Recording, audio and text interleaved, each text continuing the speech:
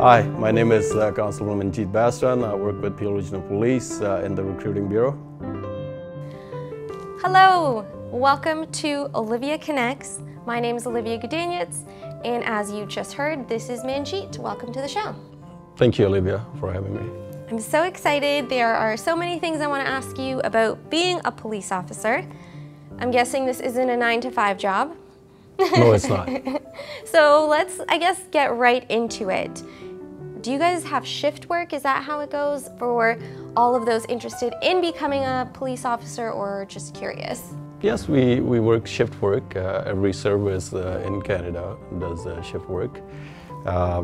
Every department, we have over 40 different bureaus, and every bureau has their own schedule. The officers that you see out in cruisers are the ones that work 12-hour shifts. For sure. And let's talk a little bit about age requirements, the physical requirements, and I'm even curious to know what the retirement protocol is for you guys.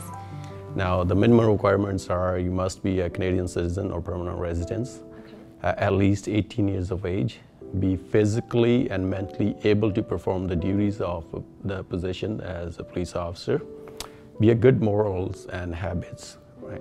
Has a successfully completed your grade 12 education or GED diploma.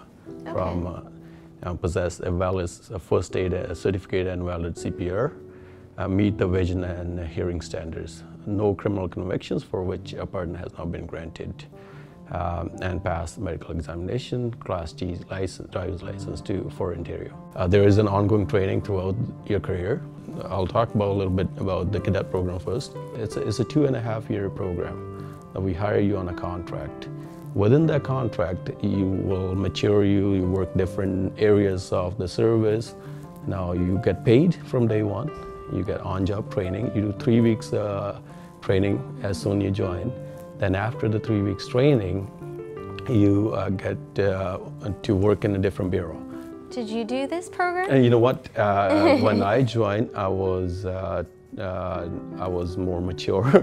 I had surpassed the age of cadet. I started off because I had experience with the corrections. I had experience reserve military police, and I had come with that experience, and I started off as a constable straight. So first step I would suggest would be check out our website. Go on our website, surf under recruiting, see what positions we offer. And from there, everything that we give in our presentation is out on our website. And then register yourself. We also have a practice prep test where you come and practice the physical fitness and see where you stand with fitness. And we're big on fitness. For sure, you gotta keep up to the bad guys. So, you know what? And everything's laid out on there. And I wanted to ask, is this a stressful job? Like when you go home, can you just kind of shut it off, or is it just engraved in you now and you're just always thinking about it? It is a stressful job, no doubt about it. But for myself, I can say I've been on the job for 13 years now. If I had to restart all over again today, I still become a police officer. I wouldn't do any other job. Oh, that's good to hear. I'm sure your grandfather would be proud. Yeah, my grandfather was following a in his police footsteps, officer. Yeah. So for those who do need extra support, is there stuff available within the police force, or do you guys have to seek help elsewhere? I'm talking whether it's physio, a therapist, anything like that. No, there's a great benefit package with this service, and it's 100% covered. So the police force has a union then? We don't have a union, we have an association. Okay. Well, that's interesting. So everyone that becomes a police officer has to be a part of this association? Every officer that joins is part of the association, yes. Okay, good to know. So let's just talk about, I guess, the different T-shirts. I've seen some officers with like light blue T-shirts, and then you're wearing a dark blue. Do you know the difference between those? The shirts, the light blue shirts are worn by our auxiliary officers. That's our volunteer officers. Oh, okay.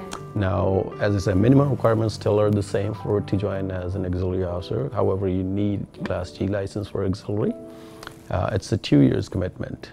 So so you give 2 years as an auxiliary. They assist, they go on ride-alongs, assist at different events, engaging with the community, providing information and stuff. Okay, and do you know what the statistics are like for people who I guess, don't get in? Is it for every 5 people that get in, 5 don't? No, Is it... we do get a lot of applications, and we get good success now. We are hiring for next year, we're hiring 120 officers. All right, so 120, you guys heard it here first. That's a high number. Like, we do a lot of hires, and that's not to mention that on top we hire our cadets as well.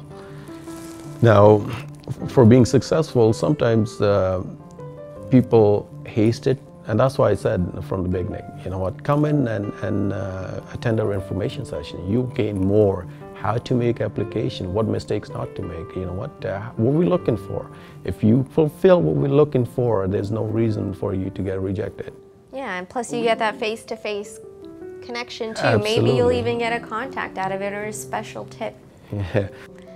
I want to talk about all the shootings that have been happening in our communities. Why do you think, I guess, it's happening? There are other officers that would be better in a position to tell what the shootings. I mean, looking at the population-wise, you know what, we have a large population, and 1.4 million people that in the region of Peel that we police, and not to include the airport. Every city has its problems. Peel is not unique in that. That's just, I guess, the society that we live in. Yeah, that's unfortunate, but we keep moving forward, right? Yes. So let's go briefly back to the volunteering that you were talking about, because I think it takes a specific type of person to help those in need. So what's your experience been like is essentially what I'm asking. I bring food for less fortunate of our society. I believe that we have got enough that we could share with others. What I serve is vegetarian meals, okay. And one of the reasons behind it is that as a vegetarian meals, anybody could come and eat. I'm glad there are people like you who take it on proudly. Thank you.